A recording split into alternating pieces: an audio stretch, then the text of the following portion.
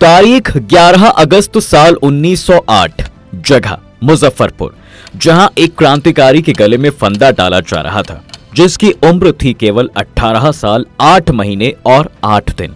न माथे पर कोई शिकन थी, ना ही आंखों में डर। हाथों में भगवत गीता और होठों पर आजादी के गीत। मुस्कुरा तो ऐसे रहा था मानो अंग्रेजों को चैलेंज दे रहे हों कि मेरा काम निपट गया है, अब आगे आने वाले देख लेंगे। वो ज्यादा लंबे चौड़े कद का तो नहीं था, लेकिन उसने अपने जोश जुनून से ब्रिटिश हुकूमत की नींव हिला दी। उसके तेवर देखकर एक पल के लिए तो जल्लाद के हाथ भी कंपकपाने लगे थे। जीते जी उसने अंग्रेजों को चैन से जीने नहीं दिया, और मरने के बाद उसकी शहादत भी कमाल कर गई। कहते हैं कि जब उस क्रांतिकारी का अंतिम संस्कार किया गया तो लोग डिब्बियां लेकर इंतजार कर रहे थे उसकी चिता की राख ले जाने के लिए। बाद में माओ ने अपने बच्चे को उसी राख के ताबीज बना कर दिए ताकि वो भी उसी तरह के बहादुर और देशभक्त बने।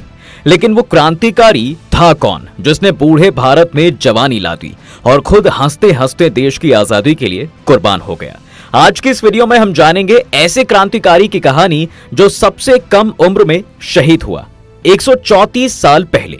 देखिए, 3 दिसंबर 1889 को वेस्ट बंगाल के मेदिनीपुर जिले में त्रैलोक्यनाथ बोस और लक्ष्मी प्रिय देवी के घर एक बेटे का जन्म होता है। बेटा पैदा होने की वजह से घर में खुशी का माहौल था, साथ में उसे खोने का डर भी था। जी हाँ, दरअसल बात ये थी कि त्रैलोक्यनाथ के इससे पहले भी 2 बेटे पैदा हो चुके थे, लेकिन बीमारी के कारण छोटी उम्र में ही उसने दोनों बेटों को खो दिया था। तो इस बार तीसरी संतान को लेकर उसका डर वाजिब था। इसलिए बच्चे को बुरी नजर से बचाने के लिए एक टोटका किया गया, जिसमें त्रैलोक्यनाथ की बेटी ने 3 मुट्ठी चावल देकर बच्चे को खरीद लिया। असल में नहीं, बस टोटके के तौर पर। अब चूंकि चावल को वहां खुदी बोला जाता है, इसलिए बच्चे का नाम पड़ गया खुदीराम। खुदीराम ने 9वीं क्लास तक पढ़ाई की और उसके बाद अनुशीलन कमेटी नाम की एक संस्था से जुड़ गए, जो लोगों को समझाती थी कि गुलामी की जंजीरों को एक ही चीज तोड़ सकती है, वो है क्रांति। और खुदीराम तो बचपन से ही आजादी का सपना देखते आए थे। उसके मन में देश प्रेम कूट कूट कर भरा था। जिस उम्र में लड़के किताबों की दुनिया और खेल कूद में मस्त रहते हैं, उस उम्र में खुदीराम बोस अंग्रेजों के खिलाफ लोहा लेने उतर गए। उन्होंने अंग्रेजों के खिलाफ पर्चे बांटने जो है शुरू कर दिए। दरअसल बात है साल 1906 की। उस वक्त मेदिनीपुर में खुदीराम बोस विदेशी वस्तुओं का विरोध कर रहे थे, लेकिन कई दुकानदार बार बार समझाने के बाद भी बात सुनने को तैयार नहीं थे। जब रिक्वेस्ट और वार्निंग्स का दुकानदारों पर कोई असर नहीं हुआ तो खुदीराम बोस ने विदेशी माल से भरे गोदाम को आग लगा दी। इसके बाद खुदीराम को नई जिम्मेदारी सौंप दी गई। इस बार उसे अंग्रेजों के विरोध में वंदे मातरम के पर्चे बांटने थे, वो भी मेदिनीपुर मेले में, जहां भारी संख्या में लोगों की भीड़ लगी थी। उसी भीड़ के बीच खुदीराम वंदे मातरम की कॉपीज बांट रहे थे। इसी बीच अंग्रेजों को इस बात की भनक लग गई और पुलिस खुदीराम को पकड़ने के लिए दौड़ पड़ी। लेकिन खुदीराम भी पक्के थे। उसने अंग्रेज अफसरों के मुंह पर मुक्का चढ़ दिया और वहां से भाग गए। कई दिनों तक अंग्रेजी फौज एक 15 साल के बच्चे को ढूंढने में लगी रही, पर आखिर में वो पकड़ा भी गया। और यह पहली बार था जब देश के लिए खुदीराम गिरफ्तार हुए। इसके बाद उनके खिलाफ केस चलाया गया। उन दिनों डिस्ट्रिक्ट जज थे डगलस किंग्सफोर्ड। इस जज को भारतीयों से सख्त नफरत थी। वो सजा के नाम पर भारतीयों पर कोड़े बरसाने की सजा देता था। खुदीराम नाबालिग थे, इसलिए उन्हें जेल में तो नहीं भेजा गया, लेकिन 15 साल के खुदीराम को जज ने 15 कोड़े मारने की सजा सुनाई। इसके अत्याचार से हर कोई परेशान था। जब किंग्सफोर्ड अपनी हरकतों से बाज नहीं आया तो आखिर में इसे मारने का प्लान बनाया गया और यह जिम्मेदारी सौंपी गई खुदीराम और उसके साथियों को। तो तारीख चुनी गई 8 अप्रैल 1908। 17 साल के खुदीराम बोस और उसके दोस्त प्रफुल्ल चाकी ने पहले एक पार्सल में बम छिपाकर डगलस को मारने का प्लान बनाया, लेकिन अफसोस किंग्सफोर्ड ने वो पार्सल नहीं खोला और वो प्लान फेल हो गया। जज किंग्सफोर्ड की जगह एक एम्प्लॉय इंजर्ड हो गया। इस बीच क्रांतिकारियों की एक्टिविटीज से डरकर किंग्सफोर्ड ने अपना तबादला बंगाल से दूर बिहार के मुजफ्फरपुर में करवा लिया। अब ऐसे में खुदीराम बोस और प्रफुल्ल पटेल की मदद एक क्रांतिकारी संगठन ने भी की और दोनों को पिस्तौल और कारतूस देकर बिहार भेज दिया। 18 अप्रैल 1908 को खुदीराम और प्रफुल्ल मिशन के लिए बिहार के मुजफ्फरपुर पहुंचे और किंग्सफोर्ड की डेली रूटीन और घर पर नजर रखना शुरू कर दिया। दोनों ने एक धर्मशाला में रहने का बंदोबस्त किया। इसी बीच पुलिस के गुप्तचरों को पूरे प्लान की भनक लग गई, सो किंग्सफोर्ड की सिक्योरिटी बढ़ा दी गई। बावजूद इसके खुदीराम और प्रफुल्ल को यह पता चल गया कि भाई वो हर रात जो है अपनी पत्नी के साथ स्टेशन क्लब आता है। बस यहीं से उनके दिमाग में आइडिया जो है हिट किया। प्लान साफ था, क्लब से वापस आते समय किंग्सफोर्ड की बग्घी पर बम फेंककर उसे उड़ा देंगे। अब उस जमाने में मुजफ्फरपुर के स्टेशन क्लब में खूब रौनक लगी रहती थी।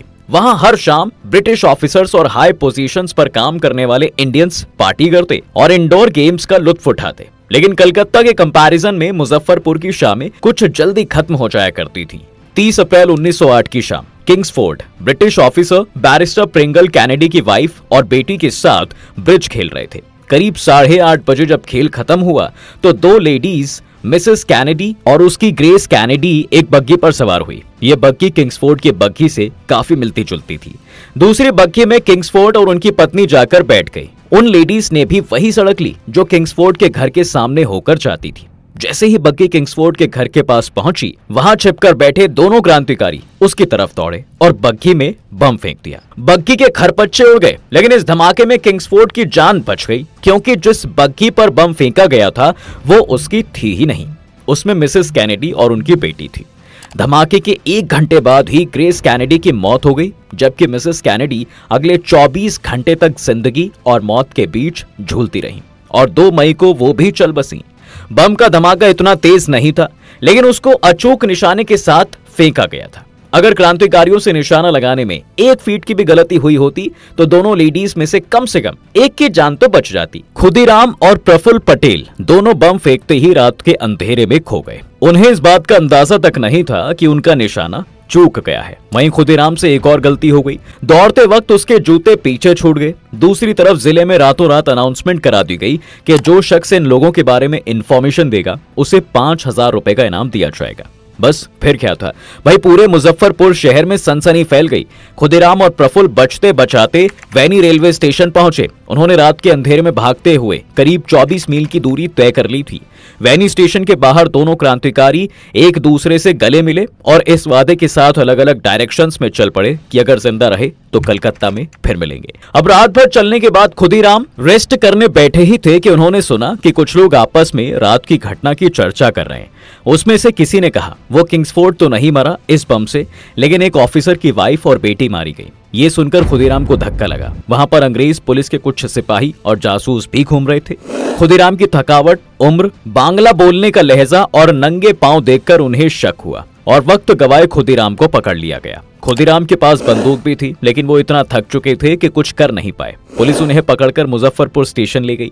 तब तक उनकी गिरफ्तारी की खबरें चारों तरफ आग की तरह फैल चुकी थीं। किसी को यकीन नहीं हो रहा था कि 18 साल के लड़के ने किसी अंग्रेज को मार दिया है। वहीं दूसरी तरफ पुलिस ने प्रफुल्ल को भी पकड़ लिया। वो लोग प्रफुल्ल को ले ही जा रहे थे कि वो हाथ छुड़ाकर भाग निकला। उसने पुलिस कांस्टेबल पर एक रिवॉल्वर से कुछ गोलियां भी फायर की। इसके बावजूद जब वो वहां से निकल नहीं पाया तो उसने उसी रिवॉल्वर से खुद को गोली मार ली। इसके बाद पुलिस ने उस क्रांतिकारी का सिर काटकर कलकत्ता भिजवा दिया ताकि ये पक्का हो सके कि ये वही प्रफुल्ल कुमार चाकी है। उधर खुदीराम बोस पर हत्या का मुकदमा चला। इसी बीच खुदीराम ने एक्सेप्ट कर लिया कि उसने किंग्सफोर्ड को मारने की कोशिश की थी, लेकिन इस बात पर बेहद अफसोस है कि बेकसूर कैनेडी और उनकी बेटी गलती से मारे गए। ये मुकदमा महज 5 दिन चला। 8 जून 1908 को उन्हें अदालत में पेश किया गया और 13 जून को उन्हें फांसी की सजा सुना दी गई। जज भी हैरान था कि मौत सामने थी, लेकिन 18 साल के उस लड़के के चेहरे पर शिकन तक न आई। खुदीराम के ऐसे तेवर देखकर जज ने पूछा, क्या तुम सजा का मतलब समझ गए? तो खुदीराम ने सुनकर मुस्कुरा दिया और कहा कि मैं फैसले का मतलब पूरी तरह से समझ गया हूं, लेकिन मैं कुछ कहना चाहता हूं। इसके बाद खुदीराम बोलना शुरू करते हैं और कहा कि अगर मुझे मौका दिया जाए तो मैं सबको बता सकता हूं कि बम कैसे बनाया गया था, और वक्त मिला तो आपको भी बनाना सिखा दूंगा। वहां खुदीराम को मौत की सजा दी जा रही थी और वो इस फिक्र में थे कि बम बनाने का फॉर्मूला ज्यादा से ज्यादा लोगों तक पहुंच सके। खैर 11 अगस्त 1908 को सुबह 6 बजे भारत की आजादी के इतिहास में पहली बार एक किशोर को फांसी दी गई। उस समय उनके हाथ में गीता की एक प्रति थी और उनकी उम्र थी 18 साल 8 महीने और 8 दिन। जेल के बाहर उन्हें विदाई देने के लिए एक बड़ी भीड़ वंदे मातरम का नारा लगा रही थी। लोकमान्य बाल गंगाधर तिलक ने खुदीराम बोस की शहादत पर कई लेख लिखे। वहीं उनके अंतिम संस्कार में इंपीरियल अखबार ने एक खबर छापी जिसमें लिखा था कि एक वीर क्रांतिकारी के चिता की राख के लिए लोगों में छीना झपटी मच गई। कोई सोने के डिब्बे में तो कोई चांदी के बर्तन में, कोई हथेलियों में तो कोई शहीद की राख उठाए ले जा रहा था। एक मुट्ठी राख के लिए लोग बावले हो उठे थे। माओ ने अपने बच्चों को उसी राख के ताबीज बना कर दिए ताकि वो भी खुदीराम की तरह बहादुर और देशभक्त बने। खुदीराम की कहानी ने आजादी के आंदोलन को एक नई राह दी। पहली बार भारतीयों को लगा कि जब एक छोटा सा लड़का आजादी के लिए जान दे सकता है तो वो क्यों नहीं। बच्चे बच्चे के लिए खुदीराम एक मिसाल बन गए। कहते हैं कि बंगाल के सारे युवक उन दिनों जो धोती पहनते थे उसकी बॉर्डर पर खुदीराम बना होता था। दरअसल खुदीराम को जब फांसी की सजा दी जा रही थी तो वो हंसते हुए फांसी के फंदे की तरफ चले।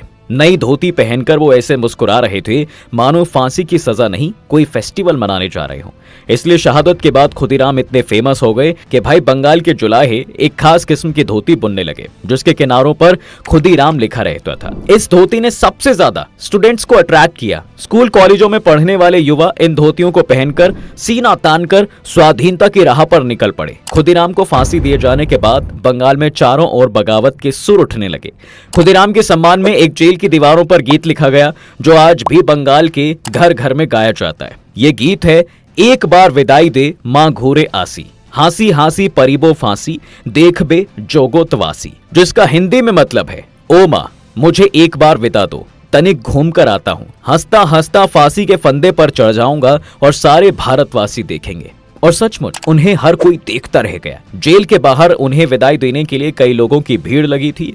जीते जी जो उन्होंने किया सो किया। मरने के बाद उनकी शहादत भी ऐसी कमाल कर गई कि भाई देश में स्वतंत्रता संग्राम के शोले भड़क उठे। वो खुद तो चले गए लेकिन सिंह जैसे कई बहादुर देशभक्तों को रास्ता दे गए। आप ऐसे बहादुर, निडर और इतनी कम उम्र में देश के लिए अपनी जान न्यौछावर करने वाली देशभक्त के लिए क्या कहना चाहेंगे? कमेंट जरूर करें। वीडियो को लाइक, शेयर और कमेंट करना बिल्कुल ना भूलें।